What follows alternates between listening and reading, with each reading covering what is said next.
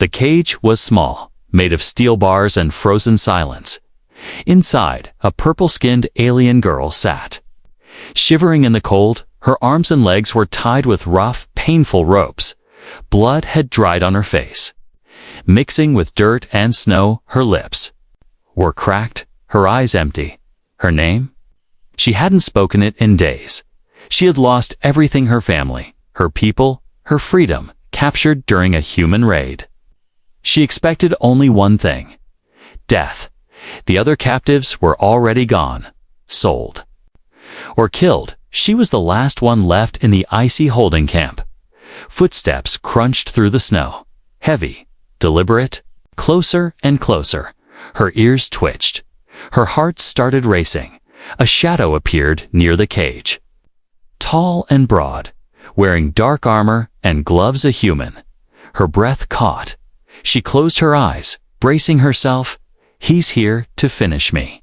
The cage door creaked open, cold air rushing inside. She didn't move, didn't fight, didn't beg. She knew begging never worked. All her life, humans had been the monsters in every story. But then, nothing happened. No kick, no punch, no scream. She opened one eye and saw him kneeling, not with a weapon, but with something in his hand. A piece of cloth. He slowly reached out and wiped the blood off her cheek, gently, carefully, as if she might break. Her eyes widened. Easy. He said softly, "I won't hurt you." She flinched, expecting a sudden strike. But none came. His voice was calm, his movements slow. He removed his jacket and placed it over her shoulders. Her skin was ice cold, and the jacket felt like fire. Her body trembled, not from fear this time, but shock. No one had touched her gently before. Not even her own kind after capture. She stared at him, trying to understand why. She whispered, barely able to speak. The human paused, looked at her. His face was rough. With scars and tired eyes, "You've had enough pain," he replied. "You don't need more." She didn't understand. She didn't trust. But something inside her wanted to. He took out a small bottle of water and handed it to her. Her hands were tied, so he opened it and held it to her lips. She drank slowly, afraid it was a trick, but it wasn't. Her throat burned, but it was the best thing she'd ever tasted. She looked at him again, confused, angry, curious. "Are you tricking me?" she asked, her voice trembling. He shook his head. "No," he said. "I saw you were left here to die. That's not right, even in war. Some things are too cruel." The girl didn't know what to say. The jacket around her shoulders felt like armor. The human moved back a little, giving her space. He didn't ask for her name, didn't treat her like an animal. He just sat there, watching the snow fall. Minutes passed in silence. She didn't run, she couldn't, but she also didn't want to. Not yet. For the first time in many days, she felt something different. Not safe, but not afraid either. "Do you have a name?" he asked finally. She hesitated. "Solari," she said, voice low, unsure why she told him. "I'm Carter," he replied. They sat like that, two enemies in silence. The wind howled around them. But inside the cage, something had shifted. She was still chained, still weak, still afraid. But someone had offered her warmth instead of pain, a jacket instead of cold, water instead of blood, and a name instead of a number. She looked down at the ropes, at her bruised wrists, then up at the human who should have been her executioner instead. He was just sitting there watching the snow with her. She didn't know why, but for the first time, she didn't want to die anymore. The wind howled through the ruined outpost, cold and sharp like knives. Snowflakes danced in the air, falling on the iron cage that sat alone in the middle of the camp. Inside that cage, an alien girl sat in silence, her body shaking from cold and fear. Her skin was pale lavender, marked with bruises. Her long silver hair was messy and tangled, and her golden eyes stared at the ground, empty of life. She didn't move. She didn't cry anymore. There were no tears left. She had already cried when they captured her, cried when they beat her, and cried when her friends were taken away one by one.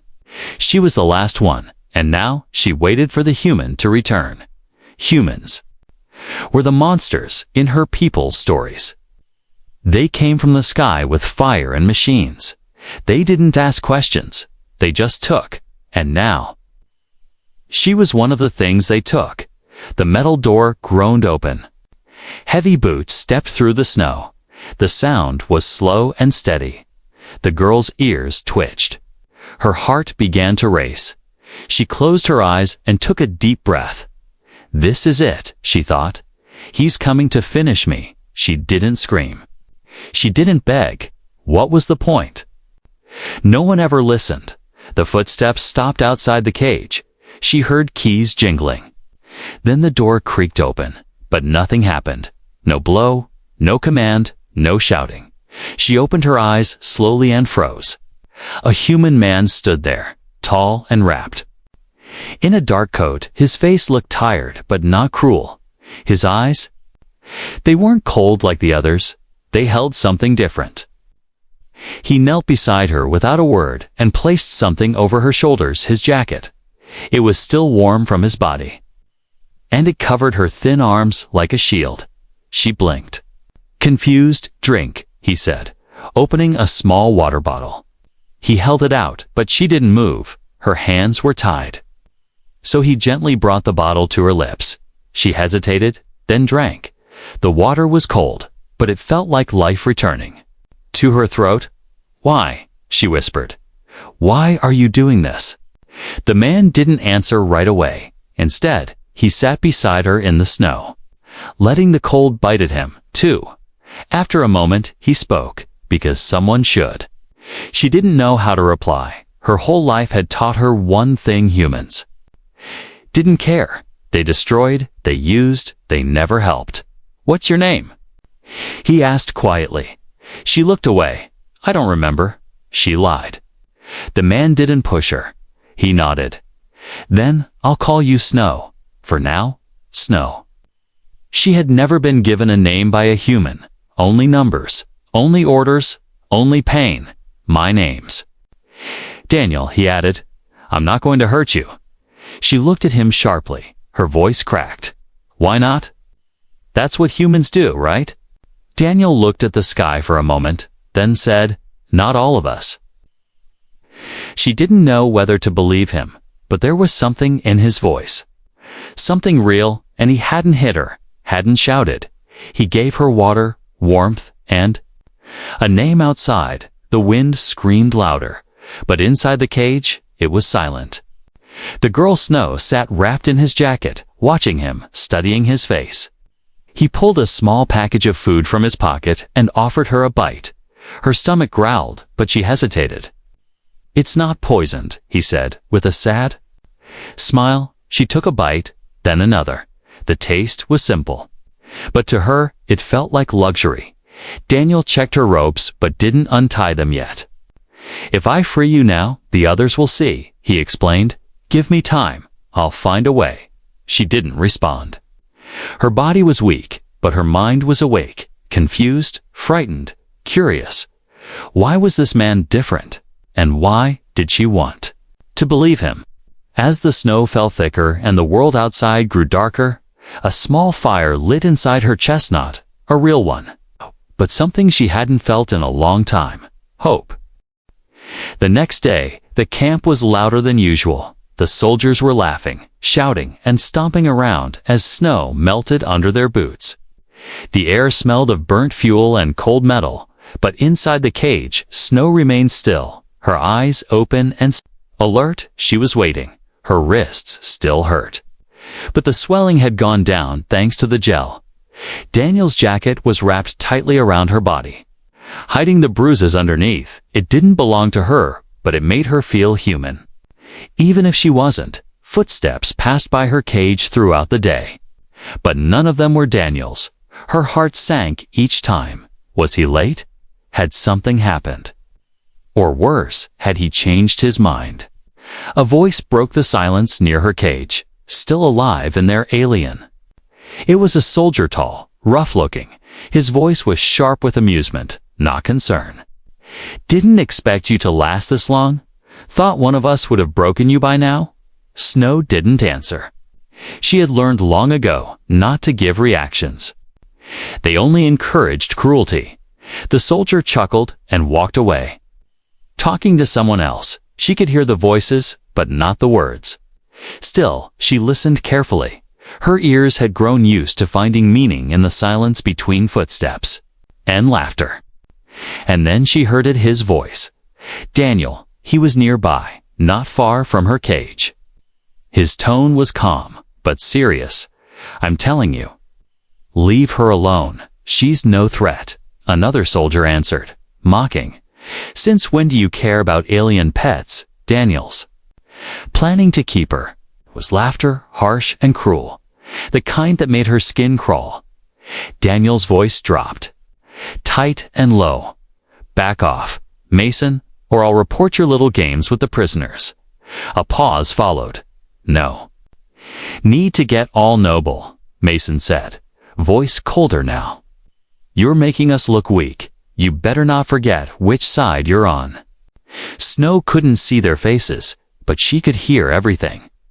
Daniel was standing up for her, and it was costing him when the voices faded and silence returned. She leaned back and closed her eyes. He hadn't abandoned her. He was still. Trying that night when the moon hung low behind clouds, Daniel returned.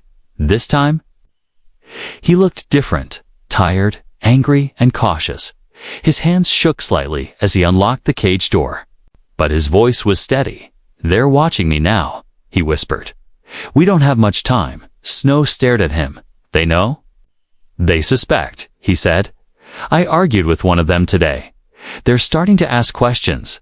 "Then why did you come back?" she asked. He looked at her directly. "Because I gave you my word." Snow didn't know what to say to that. Her whole life had been full of broken promises, and now someone was keeping one. Daniel gently helped her sit up straighter. "I brought more food and a better blanket. You'll need your strength." He handed her a wrapped bar, something soft and warm. She bit into it without thinking. The flavor strange but satisfying. Her body had grown used to hunger, but now it started to remember what fullness felt like. As she ate, Daniel sat close, his back to the world, protecting her with silence. She looked at him again, studying his face under the soft glow of the moonlight. "You don't look like the others," she said softly. He gave a small smile. "Maybe I'm not." Snow hesitated, then asked, "Have you ever saved someone like me before?" Daniel paused. The smile faded from his face. "No," he said, quietly. "But I've watched too many die without doing anything. I can't keep doing that." There it was, again, that pain in his voice. Like old scars that never healed, she didn't push further.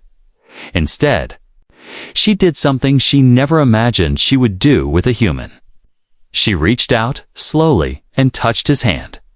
Daniel froze for a moment, surprised, then relaxed. His hand turned slightly, gently brushing hers. Neither of them said anything, but the silence said enough. She didn't trust him fully, not yet, but something inside her had started to change. And so had he. But danger was growing. Mason and the others weren't fools. They had seen Daniel's visits, his concern, his tone. They whispered behind his back. They watched his every move. And some had already made up their minds if Daniel wouldn't break the alien girl, then they would. Snow sat quietly in the cage, her arms around her knees. The cold was still there, but it didn't cut as deep as before. Daniel's jacket was wrapped around her shoulders like armor. Her body was still weak, but her spirit had started to return. Every day, she watched the sky grow darker. Every night, Daniel came. He brought food, medicine, and words, soft ones, warm ones, unlike any human before him. But this night, he came with urgency in his eyes. He crouched beside the cage and unlocked the door faster than usual. His breathing was quick, and his voice was sharp but quiet. "Snow, listen. It has to be tonight." Snow looked up at him, confused. "Why? What happened?" "They're moving you at sunrise," he said, glancing over his shoulder. "They're sending a ship to take all alien prisoners to Sector 4. Snow felt her heart sink. She had heard rumors about Sector 4. Nobody came. Back from there, some said it was a mining planet. Others said worse experiments, torture, or even death for entertainment, Daniel continued. "Once you're on that ship, I won't be able to reach you. We won't get another chance, Snow's voice shook. "How will we escape?" "There are soldiers everywhere." Daniel pulled a small key from his coat. "These unlock the back tunnels, old supply paths under the outpost. I scouted them last week. They lead out through the eastern ridge. If we move quietly, we can make it before anyone notices." Snow stared at him, unsure if she was ready. "And what about you?" "I'll come with you," he said, without hesitation. "I can't leave you behind." She looked into his eyes. Searching for a lie, she didn't find one. Her throat tightened. "You'd give up everything?" Daniel smiled softly. "I already have." Snow slowly stood, her legs trembling. He helped her stay steady, and for a moment, they just stood there, two enemies, now partners in escape. He handed her gloves and wrapped her in an old blanket. "You'll still look like a prisoner, but that may help us. Just act weak and quiet." Snow nodded, but just as they stepped out of the cage, "Where do you think you're going?" The voice came from the shadows. Mason, two other soldiers appeared behind him. At their sides, eyes locked on the alien girl and the human holding her arm. Daniel stepped in front of Snow. "She's injured. I'm moving her to the med bay." Mason laughed. "At this hour, with no report." "Come on, Daniels. We all know what this is. You're protecting her, aren't you?" Daniel didn't answer. Mason's tone changed. "I warned you, you get soft, and people get suspicious. You're really going to throw everything away for a broken alien girl?" Daniel clenched his jaw. "She's not broken. She's someone worth saving." Snow looked at the standoff, frozen in fear. If they fired now, it was all over. Mason's eyes narrowed. "You know what'll happen if Command hears about this? You'll be court-martialed deaf. You're lucky." "I know," Daniel said, "but I won't let you take her." The moment stretched like ice ready to crack. Then Mason smirked. "Fine, go." Daniel blinked, surprised. "What?" "I said go," Mason repeated. "But when they find your bodies in the snow tomorrow, don't say I didn't warn you." Snow felt her blood freeze. He was letting them go, but also letting them die. Mason turned and walked away. Disappearing into the darkness, his message was clear. "You're on your own now." Daniel grabbed Snow's hand. "Let's move." They hurried across the camp, heads down, passing shadows and sleeping machines. Snow's legs shook with every step, but she didn't stop. At the edge of the base, Daniel found the hidden trapdoor, covered with snow and metal scraps. He lifted it. The cold air from below rushed out. He helped Snow down first, then followed, closing the hatch above them. Inside, it was pitch black. The walls were tight, the air damp, but it was freedom. "Stay close," Daniel whispered, turning on a small light. "We just have to reach the other side." As they walked through the forgotten tunnels, Snow didn't speak. Her hands stayed in his. Her steps matched his. And for the first time in her life, she believed she wasn't walking toward death. She was walking toward something else, a chance. The tunnel opened into a wide crack between two frozen cliffs. Snow squinted as the night wind slammed into her face, carrying sharp flakes of ice and bitter cold. Daniel pulled her up from the opening and quickly covered the hatch with rocks and snow. They were outside the camp now, free, but not safe. Ahead lay an endless white valley, empty, silent, dangerous. Snow stumbled as she walked. Her body was not ready for this. The cold was too deep, her feet numb, her head dizzy. Daniel steadied her quickly. "Careful, we still have miles to go." She nodded weakly, trying to stay upright. Her body had grown too used to chains. Too used to stillness, the snow under her feet felt strange, like a dream she didn't trust. "Do you know where we're going?" she asked, her breath visible in the air. Daniel pointed toward a distant, rocky slope. "Almost hidden in the darkness. There's an old recon shelter there. It should still be standing." They walked in silence. The only sound was the wind and their footsteps crunching through snow. Time lost meaning in the storm. The night stretched long and endless, and with every step, Snow's strength faded. Daniel noticed her slowing down. He paused, wrapping his arms around her. "You're freezing." Snow didn't speak. Her lips were too cold to move, her legs gave out, and she dropped to her knees. Daniel quickly lifted her, carrying her in his arms. Her head rested against his chest, and for the first time, she felt his heartbeat. Steady, strong. "You can't give up now," he said softly. "We're almost there." She wanted to believe him, but her eyes were closing, her body shutting down. Finally, through the storm, Daniel spotted the small metal structure. Buried halfway in snow, he kicked the frozen door open and stepped inside, placing Snow gently onto the floor. He closed the door behind him and began working quickly. The shelter was old but functional. A dusty heater sat in the corner. Daniel sparked it with his emergency pack, and soon a tiny fire flickered to life. Lighting the small space with a warm glow, he found a blanket in a rusted supply crate and wrapped it around her. Then he knelt beside her, removing her gloves. Checking her fingers cold but not frostbitten, her eyes fluttered open slightly. "Why are you doing this?" she whispered, her voice thin. Daniel didn't answer immediately. He took her hand and rubbed it gently, trying to bring back warmth. "Because I've seen too many people die, and I did nothing." He looked away, his voice quiet.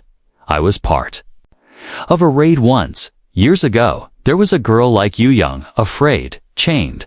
I was told to ignore her. So I did. That girl didn't survive." Snow's eyes searched his face. "So now, you're saving me? Because of her." "I'm saving you," Daniel said slowly. "Because you matter. Not because of guilt. Because of who you are."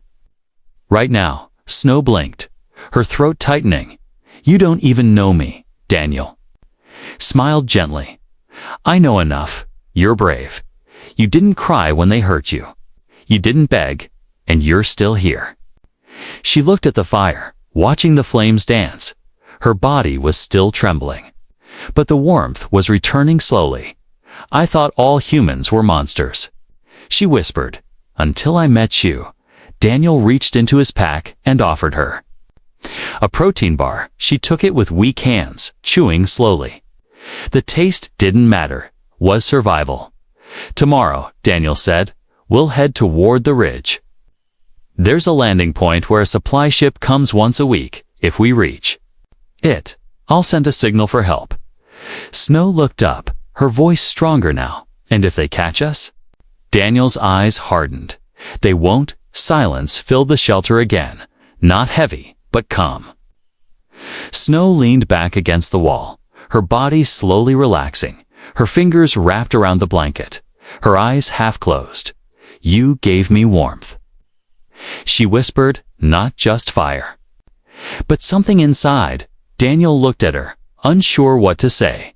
So he didn't say anything. He just sat beside her as the fire burned softly between them. Outside, the storm screamed through the mountains, but inside, in that tiny shelter, two beings from different worlds sat side by side. Not enemies, not strangers, just survivors, and maybe something more. Snow woke up to soft orange light flickering against the shelter walls. Her body felt heavy, but warm. She could still hear the wind outside, but inside, it was quiet. Safe, peaceful, Daniel sat by the fire, cleaning a small metal device. His eyes were tired, but alert when he saw her move. He looked over and gave her a small nod.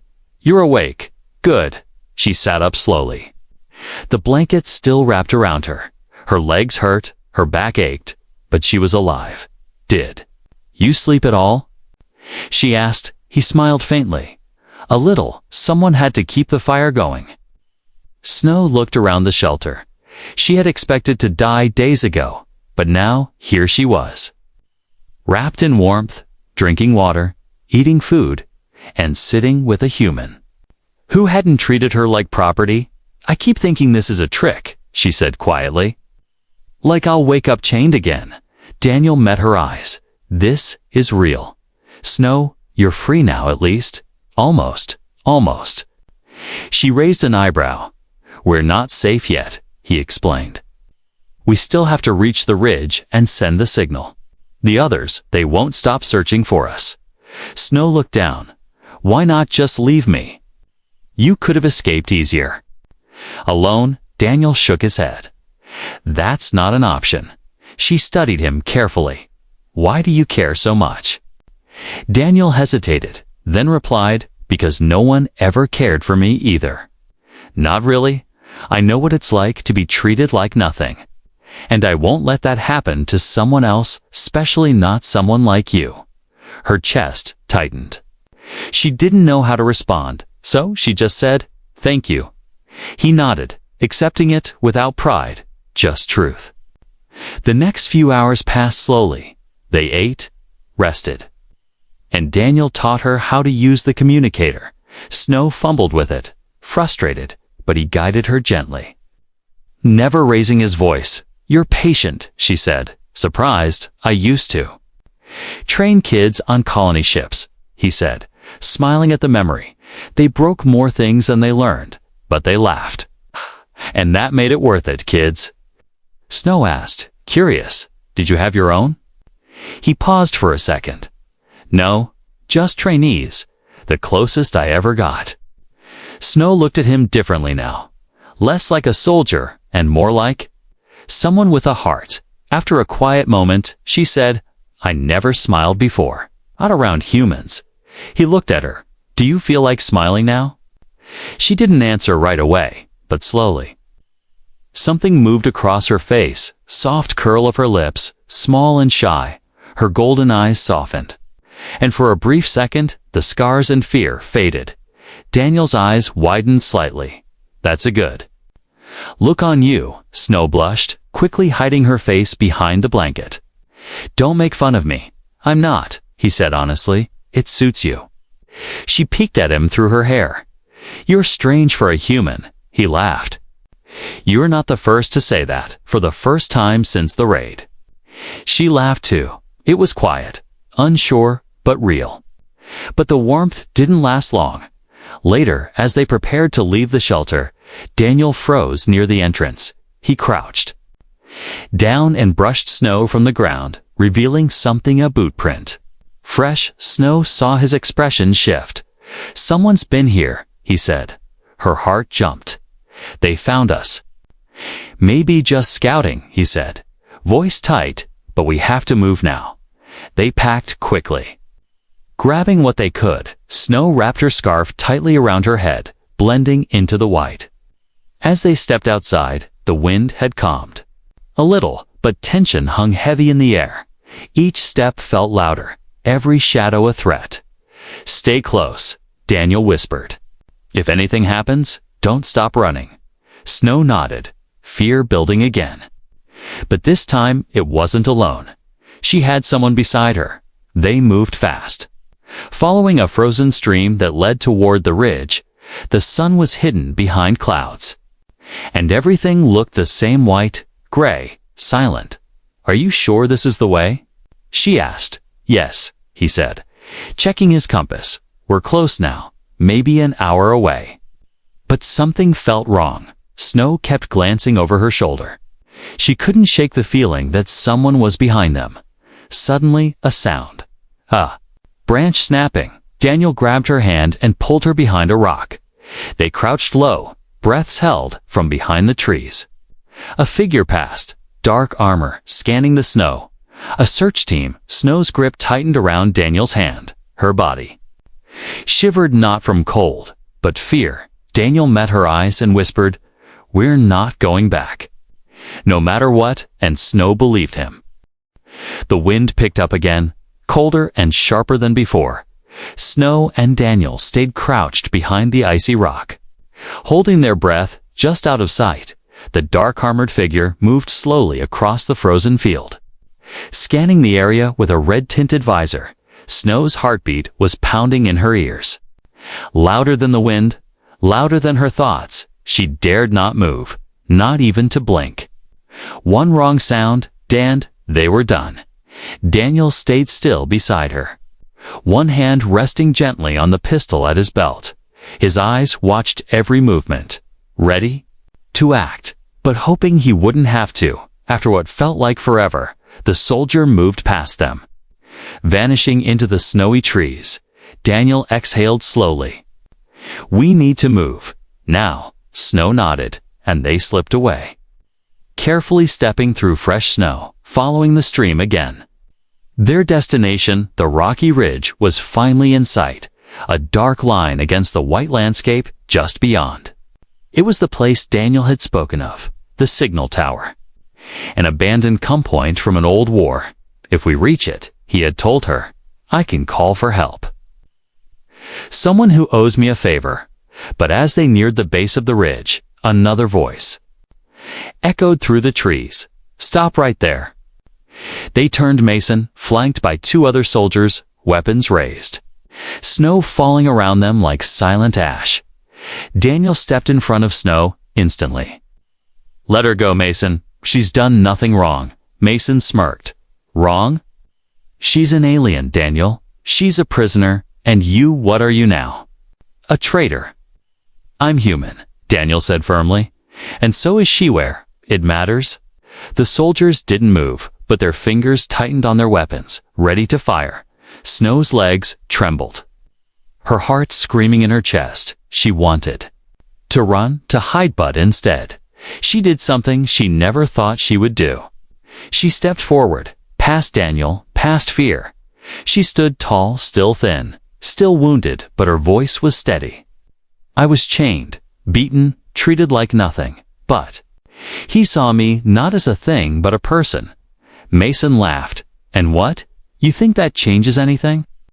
Snow stared at him. Yes, because I know who the real monster is now. And it's not the one with purple skin. The soldiers looked confused for a moment. Uncertain, Mason's smile faded. Replaced by frustration, he raised his weapon. Enough. Talk. But before he could fire, Daniel moved. Shoving Snow to the side and drawing his pistol in one motion, a shot rang out, then another. Snow hit the ground. Pain shooting through her shoulder as Snow exploded beside her. But when she turned, her head, Daniel was down. Blood stained the snow around him, his body still. No? She screamed, crawling toward him, ignoring her own pain. Her hands trembled as she touched his face, his eyes barely open. I'm okay, he whispered. You have to go, Snow. Keep going. Tears fell from her golden eyes. I'm not leaving you. Someone has to reach that signal, he said, struggling to breathe. You're strong enough now. She looked at the ridge. Then at the soldiers approaching, rage and sorrow twisting inside her chest, and for the first time, she stood for herself. She grabbed Daniel's pistol, aimed it with shaking hands, and shouted, Stay back. The soldiers paused, shocked to see the once helpless alien girl now standing over the body of the man who saved her. Weapon raised. If you take one more step, she warned, I'll make sure none of you leave this place. Her voice didn't shake. It was steel. Mason stared at Hearth, then slowly raised his hand. Fall back, he ordered his men. Let's see how far she gets. They disappeared into the snow. Snow dropped to her knees beside Daniel. I'll come back, she whispered. I swear. I'll come back for you, he smiled faintly. Go. She climbed the ridge, her body in pain, her hands frozen, but her heart on fire. She found the cum tower broken metal spire. Leaning but still standing, she activated the panel Daniel showed her and sent the signal. Then she waited. Time passed slowly, and then a ship appeared in the sky. Days later, Daniel opened his eyes in a warm bed inside a rescue shuttle. Snow was sitting beside him, her shoulder bandaged, her eyes brighter than before. "You came back," he said weakly. She took his hand and held it tight. "You told me I could choose who I wanted to be," he smiled. "Who did you choose?" Snow leaned closer, eyes shining with warmth. "I chose to be the girl who saved her savior." And for the first time in her life, she felt whole.